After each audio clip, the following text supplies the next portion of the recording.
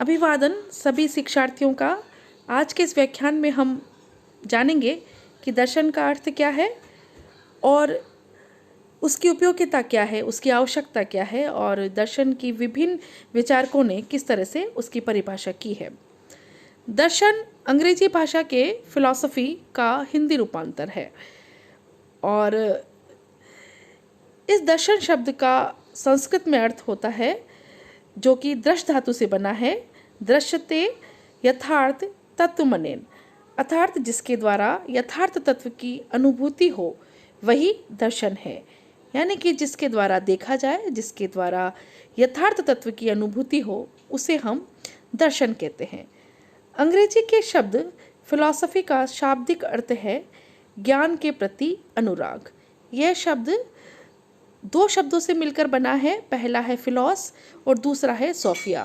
फिलॉस का अर्थ है प्रेम या अनुराग, सोफिया का अर्थ है ज्ञान। यानी कि ज्ञान के प्रति अनुराग को ही फिलॉसफी कहा गया है। अंग्रेजी भाषा का जो अर्थ, शब्द का अर्थ है वो यहाँ पर ये निकलता है। भारतीय व्याख्या अधिक गहराई तक पेट बनाती है क्योंकि भारतीय अवधारणा के अनुसार दर्शन का क्षेत्र केवल ज्ञान तक सीमित न होकर समग्र व्यक्तित्व को अपने आप में समाहित करता है।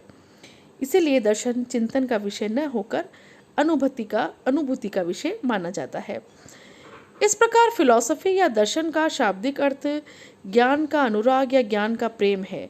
ज्ञान तथा सत्य की खोज करना तथा उसके वास्तविक स्वरूप का प्रयोग करने वाले व्यक्ति को दार्शनिक कहा जाता है।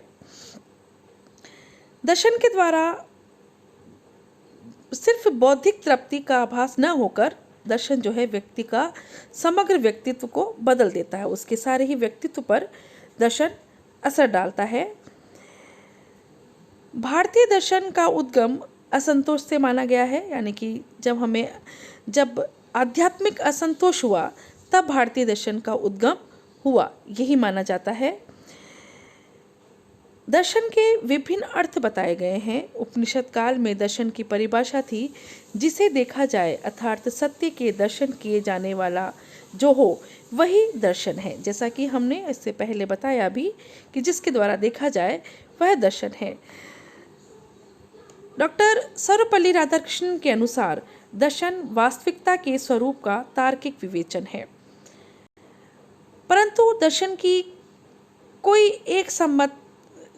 एक सर्वसम्मत परिभाषा नज़र नहीं आती है। जैसा कि अलग अलग पाश्चात्य दार्शनिकों ने और भारतीय मत के जो विचारक हैं उन्होंने दर्शन या फिलॉसफी को अलग अलग ढंग से परिभाषित किया गया है। प्लेटो के अनुसार फिलॉसफी संपूर्ण सत्य को पराभाषित करने का प्रयास करती है, तो सुकरात कहते हैं कि जो निरंतर अपने जीवन के संबंध में पूर्ण को देखने की इच्छा रखता है उसे दार्शनिक कहा जाता है और सत्य की प्रकृति कुछ भी हो सकती है।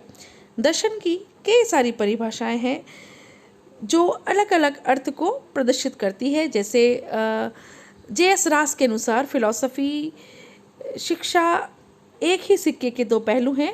फिलॉसफी सैद्धांतिक पक्ष है और शिक्षा उसका व्यवहारिक पक्ष है। रसेल के अनुसार फिलॉसफी अन्य विषयों के भांति एक ज्ञान की खोज का प्रयास है।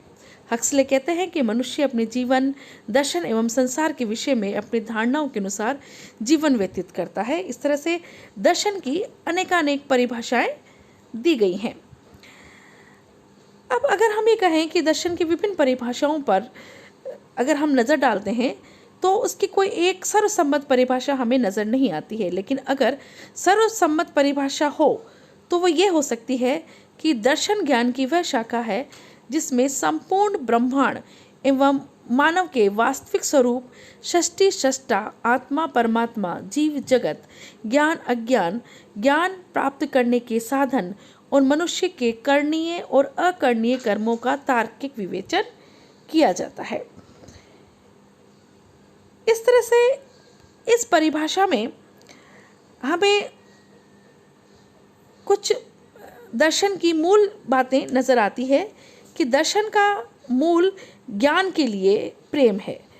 यानी कि दर्शन शब्द, जैसा कि कहा गया कि दर्शन शब्द अंग्रेजी शब्द का इसका रूपांतर है फिलॉसफी, और उसका अर्थ ही यही है कि जिस ज्ञान के प्रति प्रेम या अनुराग। और दर्शन का दूसरा अर्थ निकलता है जो भारतीय मतानुसार है कि दर्शन सत्य की खोज है।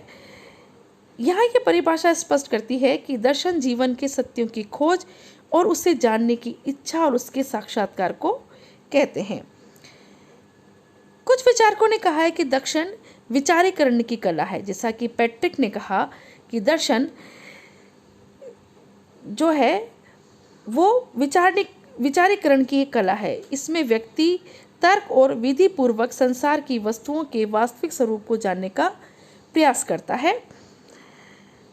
ब्राइटमैन के अनुसार दर्शन जो है अनुभव की बोधगम्यता को दर्शाता है।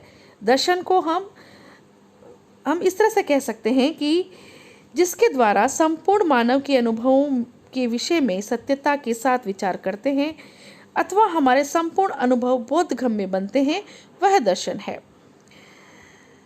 दर्शन उस उत्तर के रूप में देखा जा सकता है जिसमें अंतिम प्रश्नों का आलोचनात्मक ढंग से उत्तर दिया जाता है। इस तरह से केवल ईश्वर, ब्रह्म, जीवन, मनुष्य की यथार्थता, अंतिम वास्तविकता आदि से संबंधित प्रश्नों उत्तरों को ही दर्शन की परिधि में नहीं रखा जा सकता। व्यापक अर्थ में अगर हम देखें तो दर्शन में वस्तुओं, प्रकृति और मनुष्य, उनके उद्गम और लक्ष्यों के प्रतिविषण का एक तरीका है। जीवन के विषय में एक शक्तिशाली विश्वास है जो उसको धारण करने वाले से अलग बनाता है, उसको धारण करने वाले से उसको अलग बनाता है। अब दर्शन की जो आवश्यकता है कि क्या आवश्यकता है, दर्शन जीवन को उपयोगी बनाने के लिए आवश्यक है। दर्शन जो है जीवन को उपयोगी बनाता है कि हम जीवन को किस तरह से जिए। ये उन बुनियादी प्रश्नों की खोज है जिसमें जगत की उत्पत्ति के साथ साथ जीने की उत्कंठा की सतर्कता के तत्वों को ढूंढने का प्रश्न छिपा हुआ है।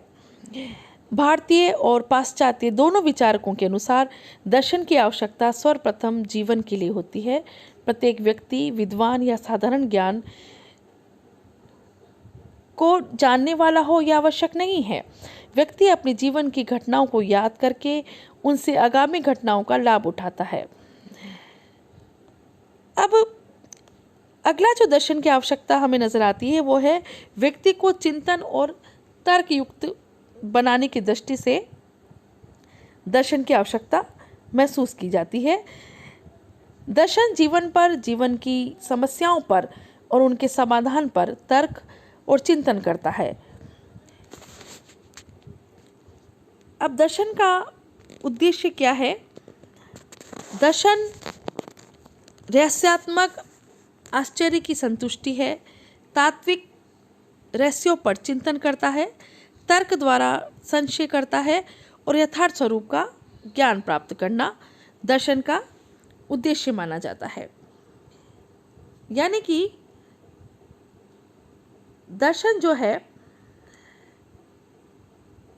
वो एक तरह से जो जीवन के रहस्य हैं उनको, उनके सार को, उनके तत्व को प्राप्त करने का उद्देश्य रखता है। तात्विक रहस्य जो है यानी कि संसार में जो कुछ पारलौकिक पारमार्थिक रहस्य है उन पर चिंतन करता है, तर्क द्वारा उन पर संशय को दूर करता है और वस्तुओं के, तत्वों के यथार्थ स्वरूप का ज्ञान प्राप्त करता है। ये दर्शन के उद्देश्य है। इस तरह से हमने इस व्याख्यान में देखा, इस व्याख्यान के द्वारा हमने जाना कि दर्शन का अर्थ क्या है भारतीय और पाश्चात्य मत के अनुसार। आज के इस व्याख्यान में इतना ही। शुक्रिया।